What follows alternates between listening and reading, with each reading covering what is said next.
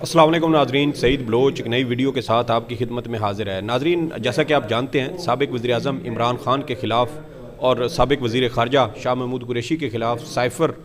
سازش کیس کی سماعت اڈیالہ جیل میں جاری ہے، اور آج اسلام آباد ہائی کورٹ میں سائفر کیس پر فرد جرم عائد کرنے سے متعلق پی ٹی آئی کی درخواست پر سماعت ہوئی۔ عدالت کی جانب سے 11 جنوری تک اس کیس کی سماعت ملتوی کی گئی ہے، لیکن اس کیس کی سماعت کے دوران آج بھی اسلام آباد ہائی کورٹ کے جج جسٹس میاں گل حسن اورنگزیب کی جانب سے جو سرکاری وکلاء تھے ان کی بڑی اچھی سکولنگ کی گئی، اور انہیں بتایا گیا ہے کہ اوپن ٹرائل کا کیا مطلب ہوتا ہے۔ اس کیس میں آج اسلام آباد ہائی کورٹ میں کیا پیش رفت ہوئی، کیا کارروائی ہوئی، اور سائفر کیس کے بارے میں اس کا آگے جب 11 جنوری کے بعد اس کی دوبارہ سماعت ہوگی تو اس کا مستقبل کیا ہوگا، اس حوالے سے تفصیلات جانیں گے۔ میرے ساتھ ذیشان سید موجود ہیں، یہ نیو نیوز کی جانب سے اسلام آباد ہائی کورٹ اور جو اسپیشل کورٹس ہیں وہ کور کرتے ہیں، تو ان سے تفصیلات جانتے ہیں کہ آج اسلام آباد ہائی کورٹ میں کیا کارروائی ہوئی ہے۔ ذیشان صاحب، یہ بتائیے کہ پاکستان تحریک انصاف کی جانب سے اس سے پہلے بھی اسلام آباد ہائی کورٹ میں فرد جرم عائد کرنے کا معاملہ چیلنج کیا گیا تھا، اور اس میں ہائی کورٹ کی جانب سے وہ پورا جو پروسیس پہلے ہو چکا تھا وہ کالعدم قرار دے دی اور کہا کہ اس کا دوبارہ اوپن ٹرائل کیا جائے اور دوبارہ سے ساری کارروائی شروع کی جائے۔ وہ دوبارہ سے شروع ہوئی، لیکن وہ پھر آ کے اسی جگہ پر ہمیں گاڑی پھنستی ہوئی نظر آ رہی ہے، اور وہی حالات بنتے ہوئے نظر آ رہے ہیں، وہی دوبارہ سے ان کیمرہ ٹرائل شروع ہو چکا ہے۔ تو کیا کارروائی کیا ہوئی ہے اسلام آباد ہائی کورٹ، اس بارے میں آج کیا ساری تفصیلات رہیں، کیا کارروائی رہی ہے؟ شکریہ بلوچ صاحب۔ دیکھیے، اگر آپ دیکھیں دو چیزیں میں شروع میں بتا دوں گا کہ سپریم کورٹ اور اسلام آباد ہائی کورٹ کی دو ججمنٹس کے بعد آپ یہ سمجھے کہ سائفر جیسے کیس کا جو اہمیت تھے نا وہ ختم ہو گئی، ٹھیک ہے۔ دوسری بات یہ کہ سائفر کیس میں اسلام آباد ہائی کورٹ کی جسٹس میاں گل حسن اورنگزیب کا یہ دوسری ججمنٹ ہے جو آج آئی ہے۔ اس سے پہلے جب سائفر کیس شروع ہوا، عمران خان اور شاہ محمود قریشی کی گرفتاری ہوئی، تو آفیشیل سیکرٹ ایکٹ کی جو عدالت تھی جو بنائی گئی تھی، اس جج کی تعیناتی ہوئی تھی، اور پھر اس کیس کو جیل ٹرائل شروع کر دیا گیا، پھر ان کیمرہ سماعت شروع ہوئی، وہ سارا کچھ اس کو عمران خان کی جانب سے اسلام آباد ہائی کورٹ میں چیلنج کیا گیا تھا، اور بیرسٹر سلمان صفدر جو ہے وہ پیش ہوتے رہے، آرگومنٹس کرتے رہے، سلمان اکرم راجہ بھی پیش ہوتے رہے۔ اس پہ پہلا یہ تھا کہ اسلام آباد ہائی کورٹ کے عامر فاروق کے پاس سنگل بینچ میں گئی تھی تو انہوں نے درخواستیں خارج کی تھی، پھر ڈویژن بینچ میں آ گئے تو 2 دفعہ ڈویژن بینچ ٹوٹ گئی، جسٹس بابر ستار نے معذرت کی، پھر جسٹس ارباب طاہر نے معذرت کی، اور پھر تیسرا جو بینچ تھا فائنل جسٹس میاں گل حسن اورنگزیب اور جسٹس سمن رفعت امتیاز، انہوں نے جب پورے آرگومنٹ سن لیے تو انہوں نے ان کیمرہ سماعت، جیل ٹرائل، یہ فرد جرم، یہ سارا کچھ غیر قانونی قرار دیا اور اثر نو ٹرائل دوبارہ شروع کرنے کے احکامات جاری کر دیے۔ اس کے بعد ہوا یہ کہ اسلام آباد ہائی کورٹ کے ڈویژن بینچ کا فیصلہ آیا،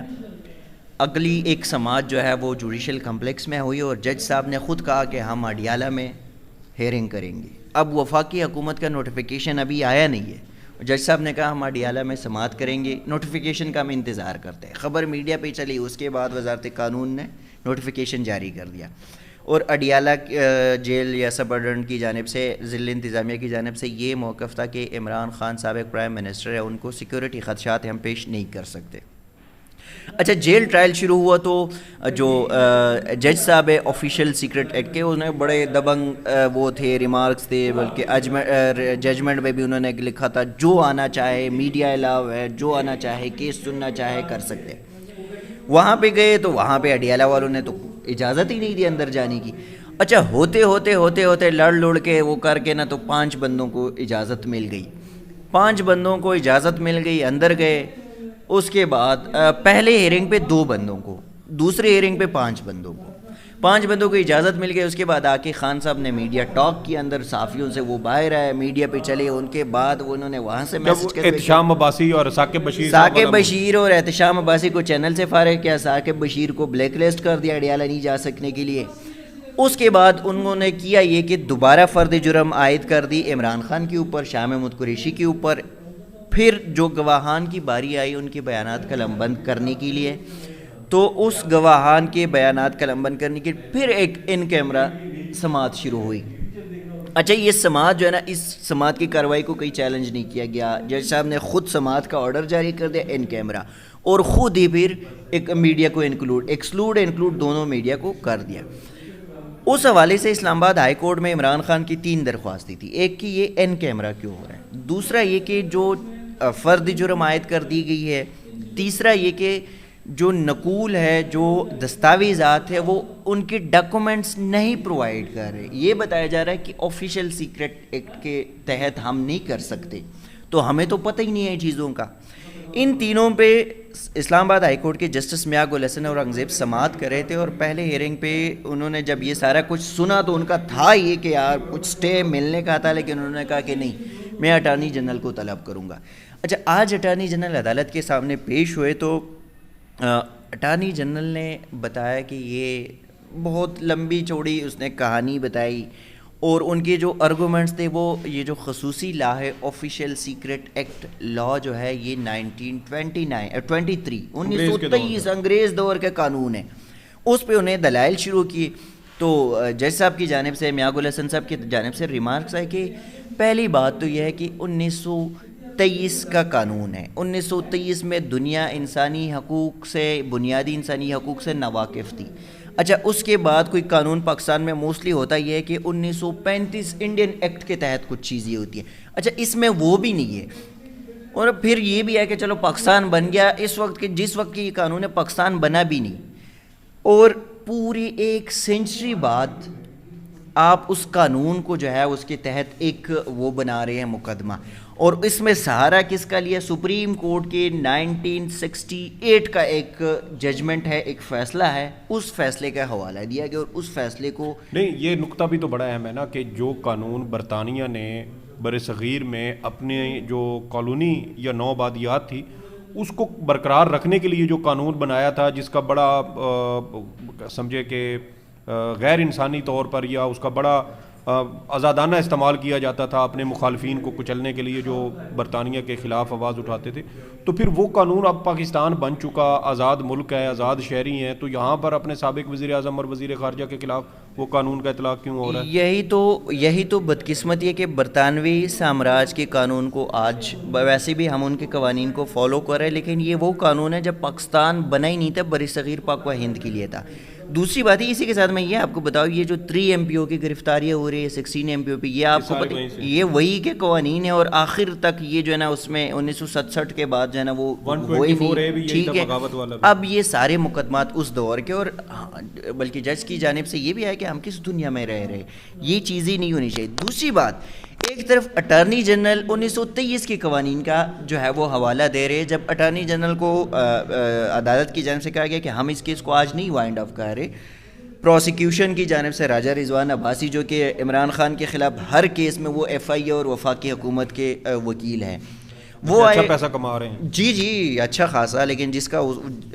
طرح اس کا سٹینڈرڈ تھا اور جو ایک نام تھا وہ سارا انہوں نے برباد کر دیا، خیر وہ الگ چیز ہے۔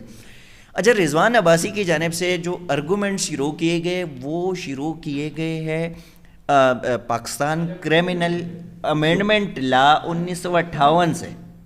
اور اس میں بھی ایک سیکشن 20 کا ہے۔ اب سیکشن 20 کے جو فوکس کیا کہ یہ اس کا اطلاق اس مقدمے میں ہوتا ہے، تو جسٹس میاں گل حسن اور اورنگزیب کی جانب سے ہنستے ہوئے مسکراتے ہوئے ایک ریمارکس ہے کہ اچھا آپ اپنے اٹارنی جنرل کو غلط ثابت کریں، کم از کم اس کو ناراض تو نہ کریں۔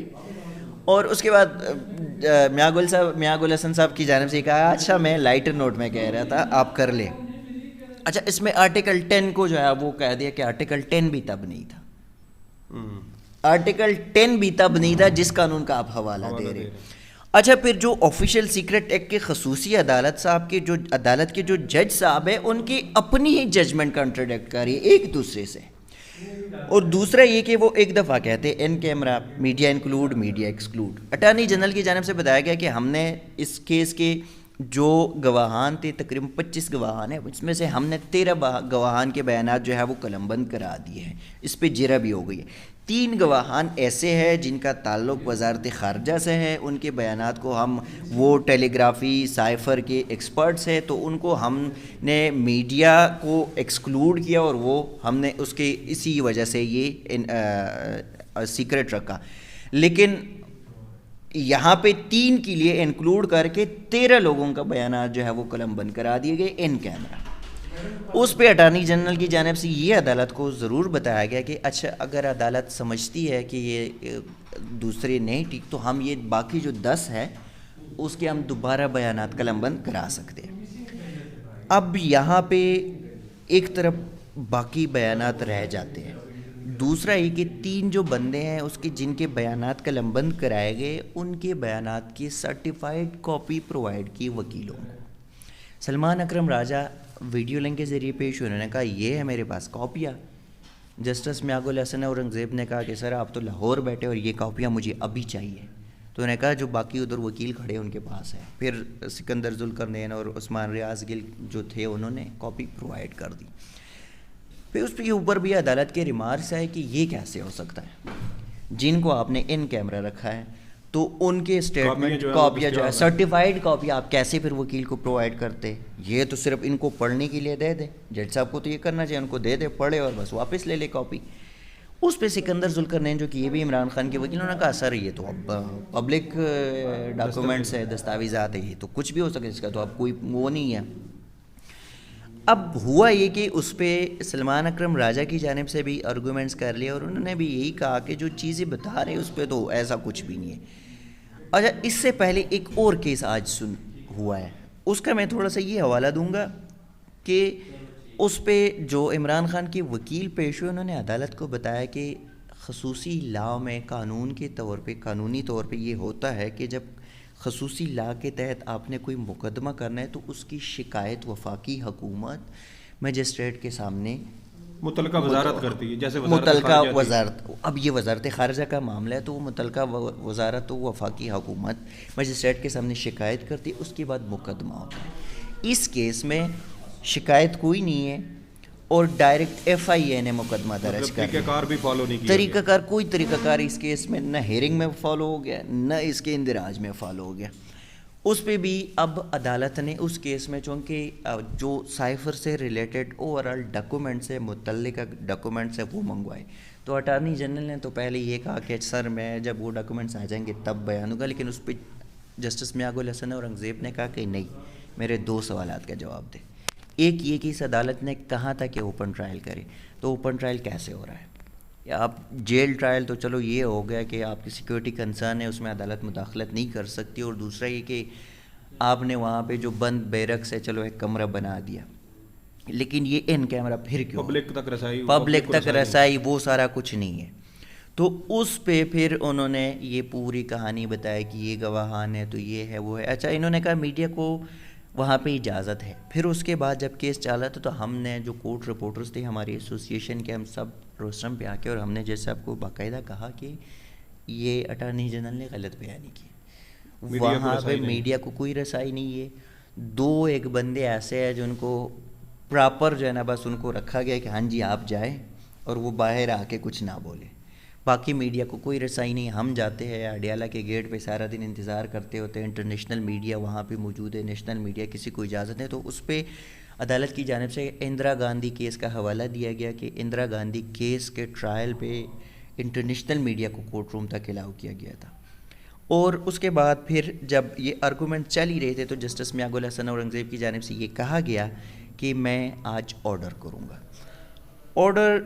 جب آیا تو اسلام آباد ہائی کورٹ نے یہ کیا کہ 11 جنوری تک, چونکہ اس ڈیٹ میں نیکسٹ ڈیٹ جو تھی وہ 11 جنوری تھی, تو 11 جنوری تک ٹرائل کورٹ اس پہ سماعت نہیں کرے گی. اب 11 جنوری تک یہ جو متعلقہ ڈاکومنٹس دوسرے کیس میں منگوائے تھے شاید اس کی اسٹڈی بھی ہو جائے. اور اس پہ ایک چیز اور جو عدالت کی جانب سے تھا وہ یہ تھا کہ کانسٹیٹیوشنلی ہم نے دیکھنا ہوتا ہے کہ قانون کو لکھے پڑھے, لیکن یہاں کچھ چیزیں ہے ایسی کہ اس کو ہم قانون سے آگے ادھر ادھر لے کے جا رہے ہوتے. تو اب وہ ڈاکومنٹس آئیں گے تب ان کو بھی دیکھا جائے گا, اور اس کیس کو جو ہے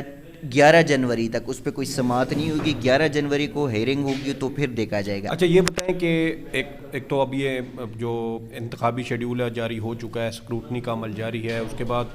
اعتراضات لگیں گے اور پھر اعتراضات کے خلاف اپیلیں ہوں گی, اور حتمی فہرست جو ہے وہ 11 جنوری کو ہی پبلک ہونی ہے. ساتھ ساتھ عمران خان صاحب کا ٹرائل جو ہے وہ بھی طول پکڑتا جا رہا ہے. تو یہ جو مؤخر ہو رہا ہے یا اس میں التوا آ رہا ہے ٹرائل کے اندر، اس سے عمران خان کو فائدہ ہوگا یا نقصان ہوگا؟ دیکھیے اگر میں سمجھتا ہوں تو عمران خان کو اپنے تمام مقدمات سپیڈی ٹرائل پہ ہی چلنے دینی چاہیے، تمام خامیوں کے ساتھ، تمام خامیوں کے ساتھ، جیسا بھی ہو بے شک سزا ہی دے نا. جب توشہ خانہ فوجداری مقدمے میں وہ سپیڈی ٹرائل چل رہا تھا، سزا مل گئی تو عمران خان کو ضمانت ہوئی نا.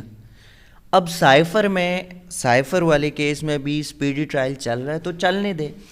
ہائی کورٹ کی 2 دفعہ ریلیف کے بعد ایک عارضی طور پہ یہ ریلیف ہے، بٹ اس کے کنسیکوینسز کو اگر ہم دیکھیں تو یہ عمران کے لیے نقصان بھی ہے. اب 11 جنوری تک یہ گیا، ایک اور طول. اگر ایک بار پھر سے اسلام آباد ہائی کورٹ یہ فیصلہ کرتے کہ نہیں اثر نو ٹرائل کرے، فرد جرم بھی غیر قانونی ہے، یہ جو آپ کے گواہان ہیں اس کو دوبارہ بیانات قلم بند کروائے، اس کا مطلب ہے کہ کیس میں مزید طول آ رہا ہے. اب جب طول آ رہا ہے تو اس کا مطلب ہے کہ آنے والے جو انتخابات ہیں اس سے آہستہ آہستہ عمران آؤٹ ہوتا جا رہا ہے. ضمانت ہو گئی ہے لیکن ٹرائل ابھی ختم نہیں. ٹرائل ختم ہوتے تو شاید ہائی کورٹ یا سپریم کورٹ سے ایک اور ریلیف ہوتا. سپریم کورٹ سے تو مل چکا ہے، ہائی کورٹ سے مل جاتا. اچھا، اس میں پھر حکومت جان بوجھ کے کیوں بار بار ٹرائل کو قانونی طریقہ کار سے ہٹ کے مکمل کرنے کی کوشش کر رہی ہے؟ ہائی کورٹ نے ایک بار ٹرائل کو کالعدم قرار دیا اور کہا کہ اثر نو اس کا ہو اور اوپن ٹرائل ہو، اور پھر اسی طرح کی صورتحال بن رہی. تو اس کا مقصد حکومت کیا چاہتی ہے؟ کہ کیا جان بوجھ کے اس طرح کی کنفیوژن پیدا کرنا چاہتی ہے کہ کیس کے اندر جان نہیں ہے؟ دیکھیں آپ کو اچھی طرح پتہ ہے کہ وزارت قانون میں کوئی اناڑی لوگ نہیں بیٹھے، سارے قانون کے ماہر لوگ بیٹھے ہوتے ہیں، اور وہاں سے وزارت قانون سے یا فیڈرل گورنمنٹ سے اگر اس قسم کی چیزیں آتی تو اس کو آپ غلطی نہ سمجھیں، ایک بلنڈر سمجھیں. اور میں سمجھتا ہوں کہ یہ بلنڈرز جو ہے یہ کوئی ایک آدھ بار شاید ایک بندے سے انسان سے غلطی ہو جاتا ہے، لیکن بار بار ہو تو یہ جان بوجھ کے کیا جا رہا ہے. اور اس کا فائدہ یہ ہے، ان کو بھی یہ اندازہ ہے کہ اگر ہم کوئی غیر قانونی اقدامات کریں گے تو کورٹس ہمیں ان کو سٹے دے دی گی، اور جب کورٹ سٹے دیتی ہے تو کورٹ پورے ٹرائل کو تو سیٹیسفائڈ نہیں کر سکتی. جب تک فائنل ڈیسیجن نہیں آ جاتی تب تک کوئی بھی سپیریئر کورٹ سیٹیسفائڈ نہیں کر سکتی. اب جب اس قسم کے اقدامات ہوں گے تو جو رسپونڈنٹس ہے، جو اکیوزڈ ہے، وہ اس اقدامات کو چیلنج کریں گی، اسی پہ سٹے دیا جائے گا. تو جب ان چیزوں پہ سٹے دیا جائے گا تو ظاہر ہے کیس کو طول دینے میں کوئی جو ہے وہ مطلب کوئی ممانعت ہی نہیں ہوگی ان کے لیے پھر، اور اسی طرح کیس چلتا رہے گا. اب جب کیس چلتا رہے گا تو آنے والے انتخابات، جو کہ ایک نارمل پرسیپشن ہے، ایک جینون فینومینا میں ہم کہتے ہیں کہ عمران خان نہیں آئیں گے، انتخابات سے پہلے باہر نہیں نکلیں گے، تو اس میں ایک رول یہ بھی ہے کہ کچھ چیزیں عدالتی محاذ پر ان کو ایسے رکھا گیا ہے وفاقی حکومت نے کہ ان کو عدالتی محاذ پہ قانون کے اندر رہ کے بھی اس کو کسی طریقے سے اندر جیل کے اندر بٹھانے دیں. صحیح، بہت شکریہ ذیشان سید، آپ نے تمام تر تفصیلات سے آگاہ کیا. 11 جنوری تک اس کیس کی سماعت گئی ہے. 11 جنوری کو جب دوبارہ اس کیس کی سماعت ہوگی، جو بھی پیش رفت ہوگی وہ آپ کے ساتھ شیئر کریں گے. آج کے لیے اتنا ہی. سعید بلوچ کو اجازت دیں. اللہ حافظ.